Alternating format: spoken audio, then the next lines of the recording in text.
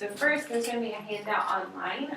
We might even have some time to start some of this at the end of class today, but you'll formally print this, and it's like small excerpts from stories, like maybe a paragraph, and then you identify the narrative perspective based on that. And we'll practice some of that in class, even though we do by the time we get home.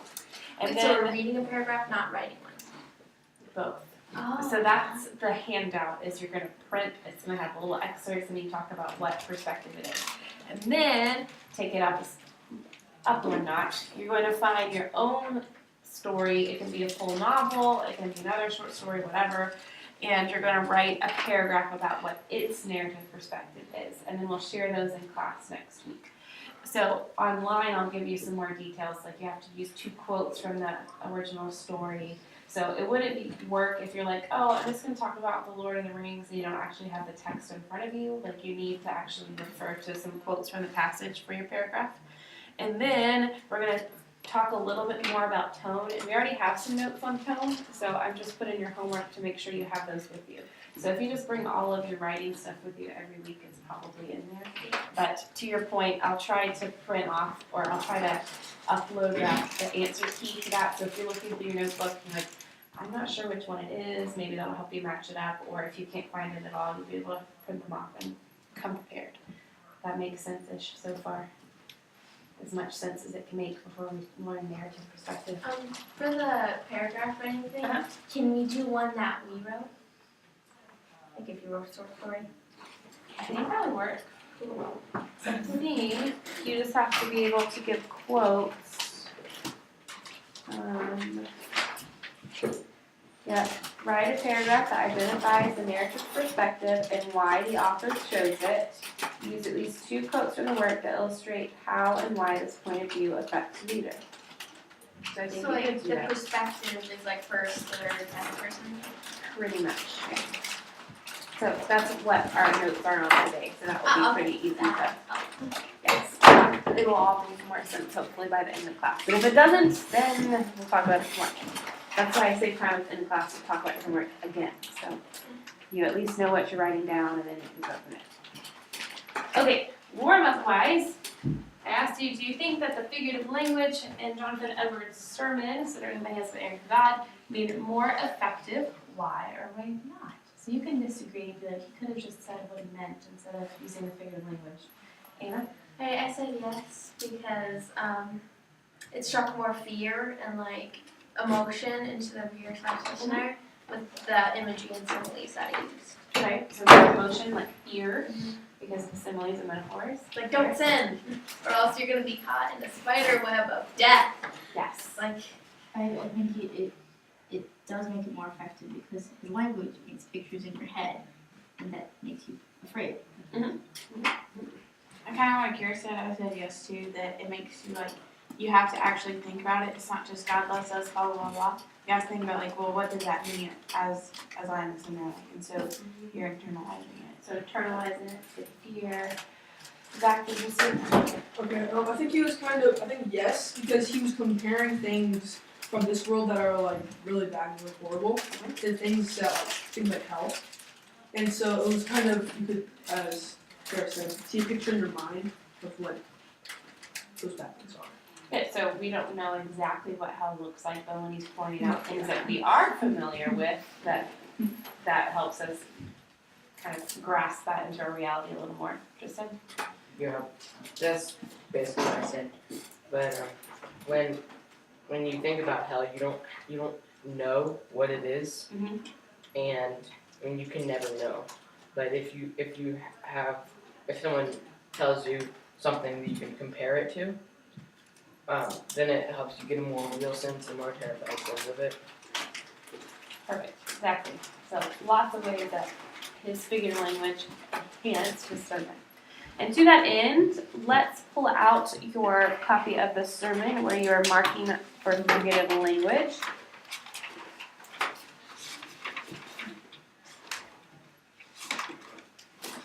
Yes, fine. I knew it. Something. Well, add it to your homework list and we can next week. I put a key at the top of mine. Like, I highlighted. Clever. usually when I tell students how to do that, they get a little confused, so like making a key, so I'm glad you came up with that. I used to do a persuasive speech assignment where they had to go back and they had to use things like use a simile and a metaphor and some other form of figurative language in there and then label it, and they got all kinds of confused about what labeling meant and how to do that. Moral story, there's three options. Okay, first what I want you to do is just take a minute or two with people around you. Preferably if you work with somebody at home on this, like everyone will here will co-op group work together on it, find something different, because I want to see if you, so if you didn't talk with anybody, then you can talk with anybody last day, but see what you found versus what they found. Did you agree that stuff was the same, like, hey, I found a simile, did you find this simile? Oh, I marked that as a metaphor, and like decide who's right, or find each other's, yes. I forgot mine at home. Well, maybe look on with something to refresh your brain about things you marked. Oh, How about that? Uh, So maybe you won't be able to get together. Alright, Tristan, let's work together. Fine. Let's do this, alright. You That's guys so- figure out Remember what that? Yeah, that thing, do you You find might need to maybe find somebody with bigger one. that thing. Figured I'd own you guys, I guess. That There, guy, alright, that thing. and Yeah, I didn't. the leg jacks for the Well, when you do large quantities of pounds, that will before you're I'm bound alive. flames, You did? that's Yeah. assembly. Your people, your dirt, Yeah, I put imagery there because it puts a picture in the mind for me at least. I remember what. like, because I have something that had the ads, they are Right. as ratings. Like last week. I still Yeah, scored the same I think- number, so. And then Was it under grade it, you know, the uncovered It was men 6-6. walk over the hell on the bottom covering, I put that as imagery. And then I did in the same paragraph, the arrows of death fought I think at the the end of the day fortress. for personification. Yeah. Is, Because they can't die and they can't fly. You're thinking about the arrows of death figures. And then I did, there's the dreadful pit, the golden flame of the wrath of God. it's basically There's all the of them. why Just the gaping fortress. mouth open, I put that as imagery. Yeah, I put the first one as imagery, then I put elsewhere, I It's wanted to like bring out the chat. enemies, broken pieces, Tap. And then the and your whirlwind, wickedness makes stubble, you as you were heavy as yeah, that, it's all. and all your righteousness It's all figurative behind speech one and and everything. shall believe and keep your eyes It's high kind and of aspires to Yeah. dive onto a rock. Really And descriptive. figurative language. Yeah. And then the next thing is both for me, there are the black clouds of God. Isn't he just like Wrath reading now off hanging of directly Yeah, over your he head, just reads full of it. gentle storm and big with thunder.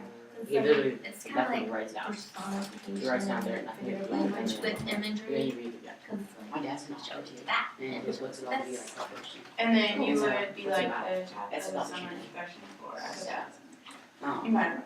yeah, he has a lot of descriptive stuff. And then in the side, paragraph 5, the wrath of God is like great waters, water that is dangerous.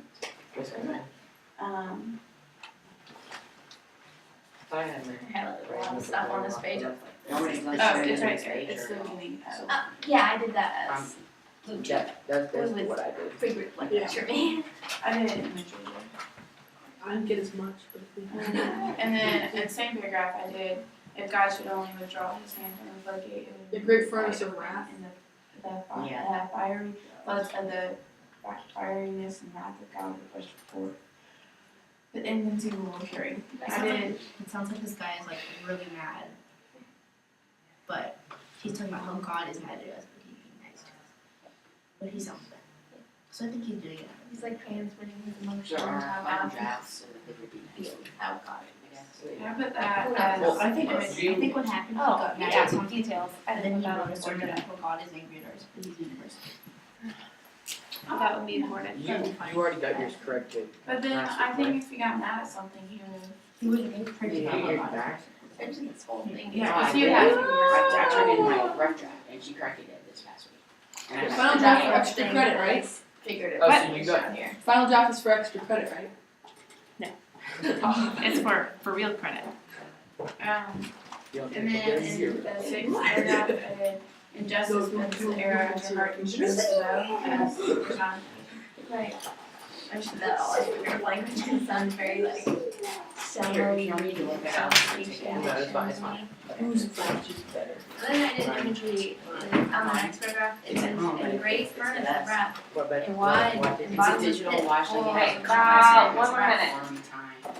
All the time. I did I can get the, that one. I did the God that Three will do alarms. over his own, his one was the spider. 3 alarms. 3 It alarms. said over fire. Access. No, wait, let me see. And then in the same paragraph, you hang by a slender thread with flames of the Okay, what flashing did you about do? it and Okay, ready give me to some be slack, lighted and burn it. And that, both. Stuff. 4. And I did exquisite horrible misery as imagery, because I was like, I did that as diction. I couldn't find Yes, any one, diction, so I just kind of like, I found one diction. which one was it? 1, 2. Let's see. A spider's web would have to stop one. Occasions. That's what I- oh, Oh, yeah. I did the very last. Shot of breath. Bro, I was stop. not sure about that one. Do you have a stop one? No. What? Bro! I can get it. Oh, good. We pretty much agree. Me too. Alright, let's regroup as a whole. I heard some good conversation, I guess, from you four, because they didn't bring that. I was We have some conversation going. Yeah. I heard some discussion.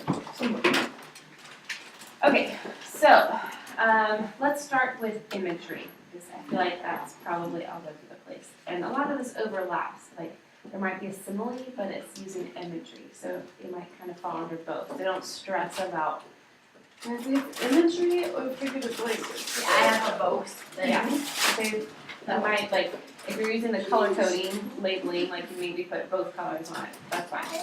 Okay, so let's get at least a couple examples of imagery. So first off, remind us, what is imagery? It's making images. It's like writing something to appeal to your senses. Appeal to the senses. Thank you. So it might be like images, yes. I think the correct definition would be vivid sensory descriptions. At least that's what I got from, whatever. Yeah, so But- sensory descriptions, appealing to the senses. So we're looking for things that are appealing to senses. Did you see any that appeal to sense of, let's just do it in general. What did you find that is imagery, appeals to the senses? I did uncovered men walk over the pit of hell on a rotting covering. And what would that appeal to? Yes, that is. Is what? It's kind of like, it's sight, but it's also like touch, because like they're walking on it and it makes you like feel like, oh, what would that feel Yeah, like? the rotten covering, yeah. The rotten covering kind of makes you feel like, can you feel the holes in it? Does it smell bad? That kind of thing. But for sure, you can see the people walking, yeah. Let's get a couple more examples. There's lots. What else appeals to a sense of imagery? What appeals to senses in imagery? The arrows of death. I was gonna say Arrows of death. Yes, I think there's a couple places where you And it's can. also, I put that as personification because keep going. The arrows of death fly. Well, people may think that they fly, but arrows can't fly by themselves. True. And they can't die. So, and that arrows of death can't fly themselves. That's true. So for sure, that in the very least is appealing to sense of sight or seeing the arrows of death. Yes. Let's get one more at least.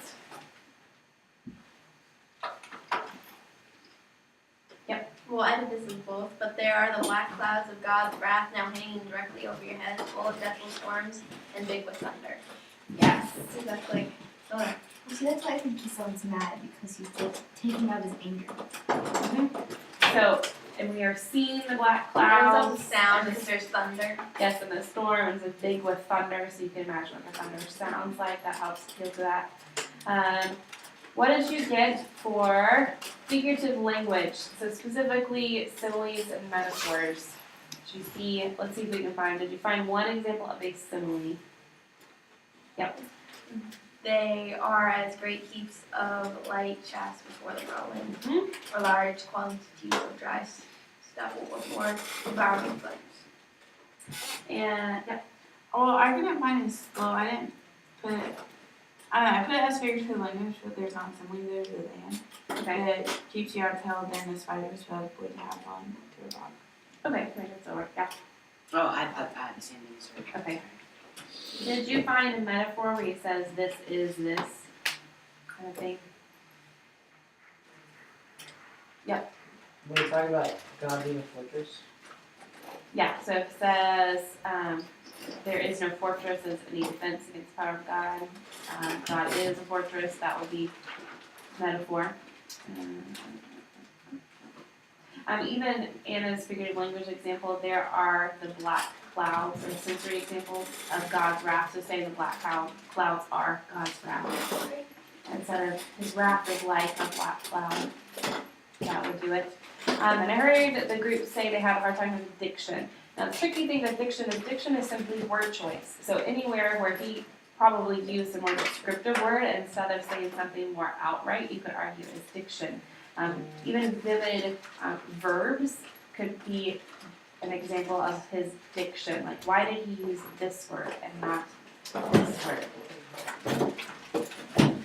So did you find, so I think I heard you say that you had some examples. So let's start with what you found that you labeled as diction. Any examples? You'd say quantities instead of like amounts or something. Mm-hmm.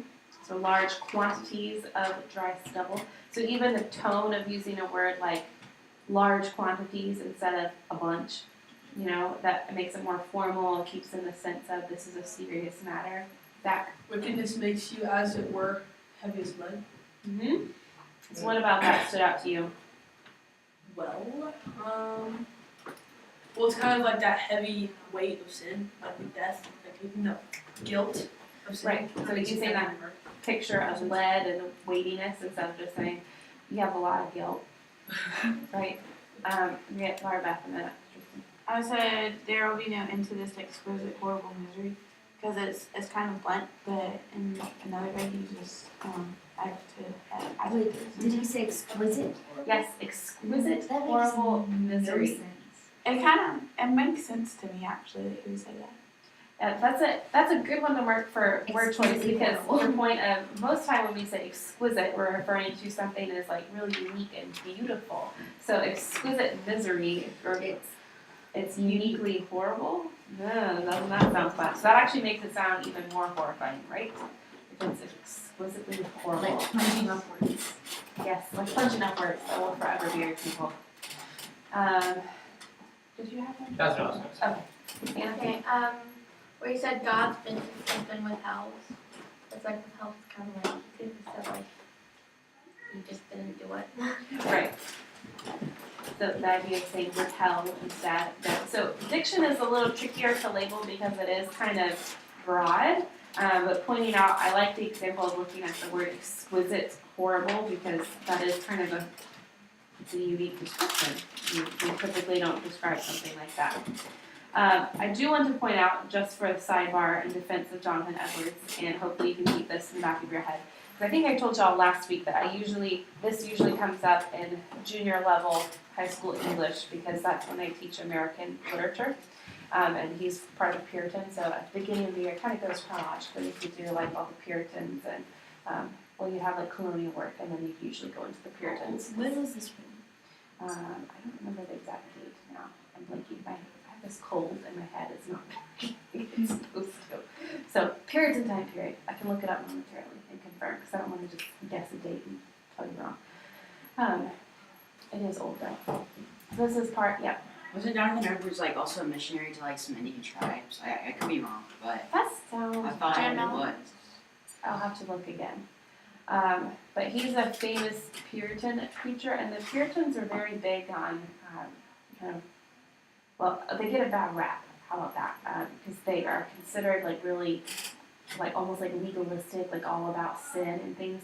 And a lot of people teach excerpts of this sermon, and a lot of textbooks have excerpts. But the trick is when you have an excerpt, you don't have the full context. So Ms. Lockman, I think, is the one who put together this excerpt, specifically the way it's formatted. And if you notice the last little paragraph, it's only a sentence, It says, and now you have an extraordinary opportunity, a day wherein Christ has thrown the door of mercy wide open.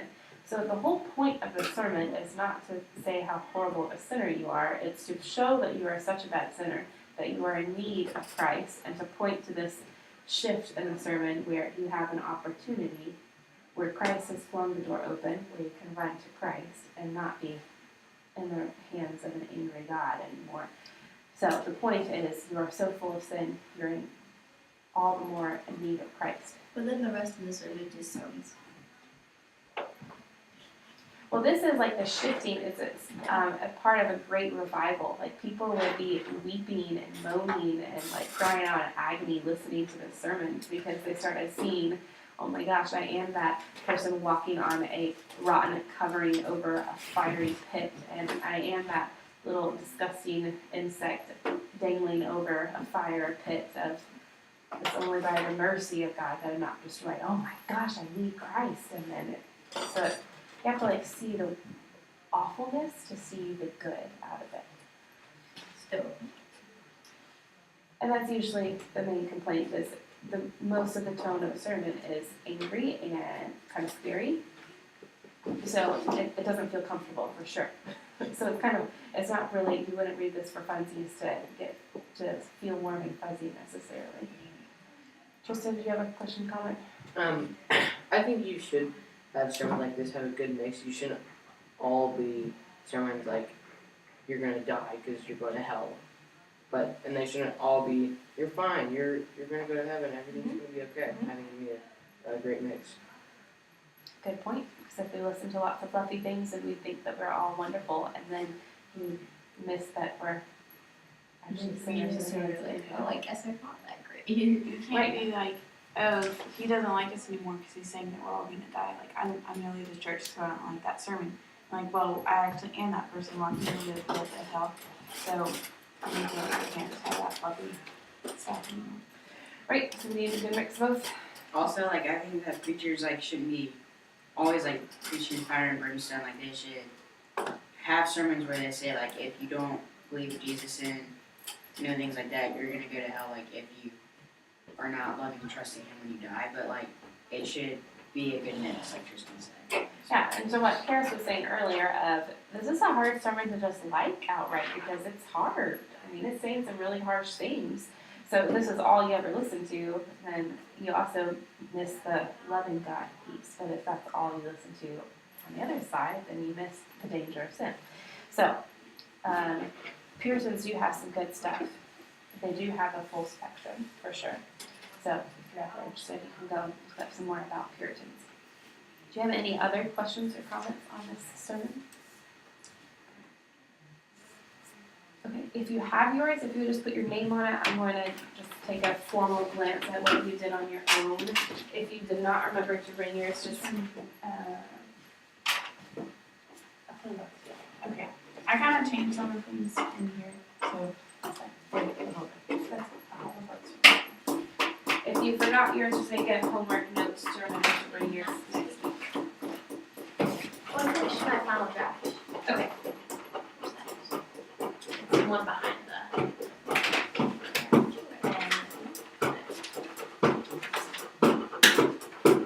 I'm gonna put my name on both.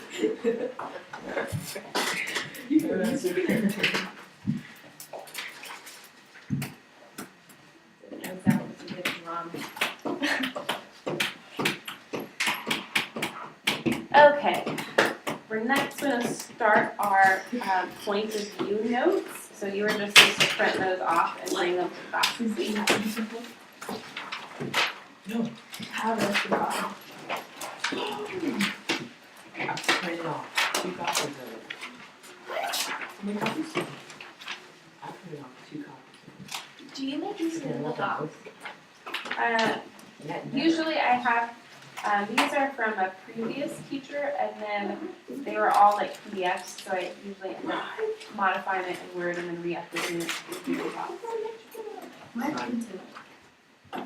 So that might have been someone who printed something that could have been the Google Docs switcheroos.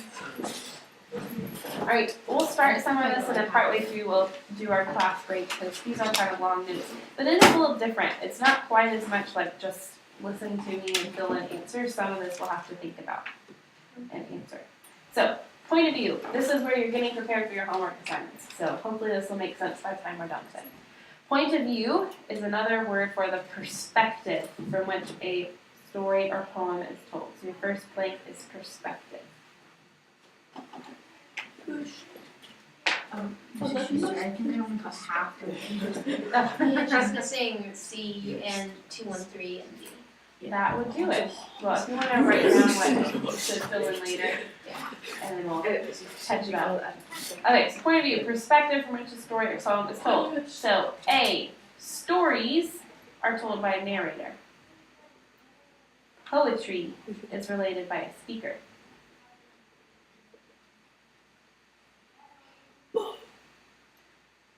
So this sounds simple, but it can get confusing. So generally the narrator or speaker is not the author, even when I, me, or my are used to tell the story. So if you're familiar, the example is, if you are familiar with the adventures of Huckleberry Finn is the character that tells a story, not the author, Mark Twain. Yes. What if some stories switch between like, I did this, and then it switched to them talking to another person? Is that still first person? I mean, like them talking to Yes. Some books are confusing. So, and I think we'll get to some different types of omniscient and limited and that kind of thing, and that's probably what that is. And some stories just straight up switch perspectives throughout the story. Like one chapter might be from one person's brain, and the next chapter is from Oh, somebody else. that's what happened in Uh, Treasure Island. Yeah. Exactly. They switched to the doctor's perspective in chapter 16 and 17. So you've seen some of that. So it still might be first person, but it's a different first person. Right. So it takes a skilled reader to pick up on, wait a minute, I'm in somebody else's brain. What if it switched to third person and a different person? Okay, that would be so I think that would just be like a limited narrator switching. We'll talk about it. Keep that example in your head. Okay, so different types of narrators. This is part B. Are we good so far in your blanks? Maybe except for Karis is confusing that. Don't worry, you have until. Okay, so in second person, this is when the author directly addresses the audience. So I think this will make more sense when we look at some examples. So your blank is audience. The pronouns used are you and your. Oh, I think I didn't pull out my book to. I know some books that sort like that. I'll see if I can find that actually, instead of something now. Okay, so you and your. In Gift of the Magi, our authors talks to us a few times as the reader. It's really funky and different. Yeah. So it's like, they could be like, have you ever ridden on a boat? Well, you haven't ridden on the Titanic. Yeah, something like that. Yes. Like when he says, let's observe something discreetly on the other side of the room. So yeah, that quote I have it listed for 10 seconds. Let us regard with discreet scrutiny some inconsequential object in the other direction. And he also says, but whenever Mr. James Dillingham Young came home and reached his flat above, he was called Jim and hugged by Mrs. James Dillingham Young, already introduced to you as Della, which is all very good. So that's a rare author that is going to refer to us as the reader. You as students in your writing, sometimes when you're trying to do like an interesting opening tension grabber of sorts, you might ask a question like what Anna said. Have you ever ridden on a boat? Something like that to grab the interest. And we usually say that's okay for like the first two sentences, and past that in your introduction, we shouldn't see the word you. Because typically you don't need you as the reader. But in this case, O'Henry did that. Why do you think he would change his story from just talking of like thinking of Gift of the Magi specifically? Why would he randomly stop the story and say something like that? Like, let us observe this inconsequential object, and you have already been introduced to her as Della. It makes you feel more like involved in the story. So we're It's involved. makes you feel like you really know who they are. Like it helps you like imagine where you are and you can like see Della and Jim. Like you're just standing off on the side being like, oh. It makes like this it more clear, like the little side bits. But Like this if is you've ever watched the Disney show Stuck in the Middle, Will go like zooms in and talks to the camera about something. Or the ultimate spider. That's creepy. It's really Do you have something? I was kind of gonna say like if the author didn't include you in it, you might think to be because just kind of what Karen said. So it makes you like you can understand better. Yeah, so it's like a little sidebar that's not meant to be part of the story, add some extra clarification, Tristan. I think it's getting more at what they used to do is actually sit there and talk to you, but tell a story. Mm-hmm. And so if you just read something and just tell a story, it doesn't seem like intimate or personal. But if when he says when he talks to you personally, it makes you feel like there's someone there that's actually talking to you. It makes it more interesting. Yeah, so it definitely does feel much more like O. Henry sitting down and telling us personally this story, and he's adding these specific clarifications. And so it definitely does draw you in a different way. Is it sitting by the fireplace with a cup of hot chocolate? Yeah, it makes me feel more like I'm sitting at like a theater in like the front row, and there's this guy like explaining to me what's going on the stage, kind of thing. Like here's the story, and then like, well, you already know this character because of this. And okay, well now let's do this. Stay off up here so we can give them some privacy. Like it seems much more personal in that sense. Okay, other reasons. Here are some of your blanks. Why an author might use second person. So develops a connection and closeness. So I feel like that's kind of what we just covered, but those are the formal words. Develops a connection and closeness between the narrator and the audience. So it makes us feel like the narrator is speaking directly to us, which is a lot of what we were just saying. The narrator in second person is able to interpret the action for us. So we have less guessing at themes, motivations, and so on. So he can interject his own observations, explain, moralize. So they're kind of like telling you what to think about what's going on. And as we already mentioned, this is not usually used in essays. So this is a style of writing like a fictional writer of sorts I want to use. You don't use this in like a formal writing. Yeah. What perspective do you use when you like writing biography? So if it's just a biography, like explaining somebody's life, that's usually going to be third person. If you're talking about your own life. So like you an use- autobiography you would do first person. Yeah. Like, how do you ever live? Well, this guy lived to be 100. What the? That makes no sense. How can I not be living in movies? Okay, are we good on second person? Yeah. All right, first person. A character in the story is the narrator. Yeah, that's weird. This You know is what that is? Like Percy Jackson. He's The thing is, sometimes we'll let you know if the character dies in the end or not. Because his first arc, you know they survived and write it. With the exception of The Lovely Bones, and there are some where they have dead people talking, How do you do that? because it's fiction. Oh. Maybe they're like And dead and reality. they're talking to it with their dead buddies. There was this book that I read, it was something Grave Street, and they only communicated in letters, but it was a ghost most of the time, so it was fiction also, like Yeah, technically first person feel like from if a I dead read- person. If I read or watched anything like that, I would get nightmares because I get nightmares so easily. I watched Moana and had nightmares. I watched Star Wars and had nightmares. I like it can be a not intentionally scary moment and I'll be scared for forever. Yep. Like, there's one, it was supposed to be a suspense movie. I had a hard time for like a week. Just like, I don't like scary movies. So especially if it's supposed to be scary. No. I'll skip that one. Okay, so first Jaws. person, pronouns. This should be a little more obvious. Is I, we, us, our, my, so on.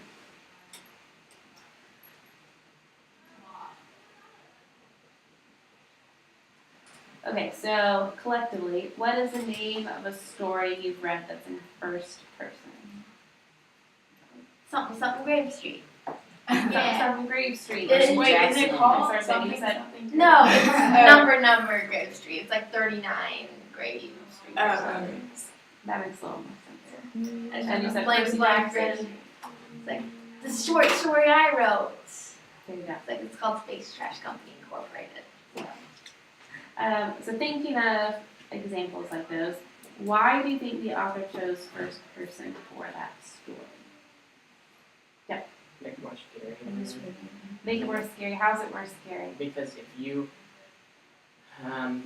know, if you feel like you are the character, it makes it more scary for you. Instead of just seeing a character like down there doing whatever they're doing. True. It's like watching it from a bird's eye view and watching it at ground level. Yes. It's hard. And if you have the bird's eye view, chances are you might see it coming. Whereas the first person, you're limited, so you're still feeling surprises and the shocks and all of that with the character. typically. Like the most yourself. It also gives like a deeper connection with the character. It's like you kind of get to know them better, Mhm. and not like the author. You get to know the character's characteristics more. Like, and you can be like, oh, why did you turn that way? You should have turned that way. No. Like now you're gonna die. Very good. And it kind of makes you feel closer to the character because if it's just a narrator is just somebody passing along somebody else's story and you're not really associated with it. And yeah, so sometimes you have a very, which we'll get to a third person, it can be like a neutral narrator who's not involved in the story, so this does bring you in the story in a different way. Okay, let's hit third person limited. So there's different types of third person, so it can get complicated, so we'll start one at a time. Third person limited, this is conveyed from only one character's viewpoint. The third person limited is conveyed from one character's viewpoint. But that character is not the narrator. So you learn about the action or other characters only through this one character's interactions So it's with like the others. friend of the main character. Yes. That's weird. So you're like not the main character, but you're like in the He's feeling identified. No. We're doing notes. Feeling a little better. We'll help you catch up. We are currently on third person limited. If you See, want to find that one. this is what happened to my paper. So perfect. Oh, I need to cut off halfway. at least you need to cut it. It has sentence. That's true. So, third person limited, backing up. So, you are following one character's perspective. So, it's similar to first person, in that you're only like stuck in one character's mind, but you're just following one character, and the narrator tells you this character's thoughts and feelings, and you don't know everybody else's thoughts. It can be like the dog of a main character, like the doll that's secretly alive. And it could be, like, I'm thinking, if I remember correctly, like the whole Harry Potter series is written like this. If you know what Harry's thoughts and feelings are, you don't know what all the other characters are necessarily thinking and feeling. But it's not written as, I did this, I thought this. So sometimes it could be like this anonymous, like, kind of observant character that's just telling you all about your one character's Luna all thoughts. along. She was stalking Mind Harry. reader. There you go. It typically is your author chooses your main character and tells you all of their thoughts and feelings along the way. Like they're kind of the mind reader together. But also, if you write in first person, you have to be really clever about it because that character has to be in every single scene. Because if not, Yes. it can't be just like, oh, by the way, this happened a couple chapters ago. Yeah, so if you are writing in first person, then you need to have that character involved in all of this. If you are doing third person limited, like that character might be out of a scene and is told about it later, kind of thing. Like so, other action happens and that kind of thing. So, can you think of examples from stories and the pronouns? I don't think I told you. Those are pronouns like he, she, and they.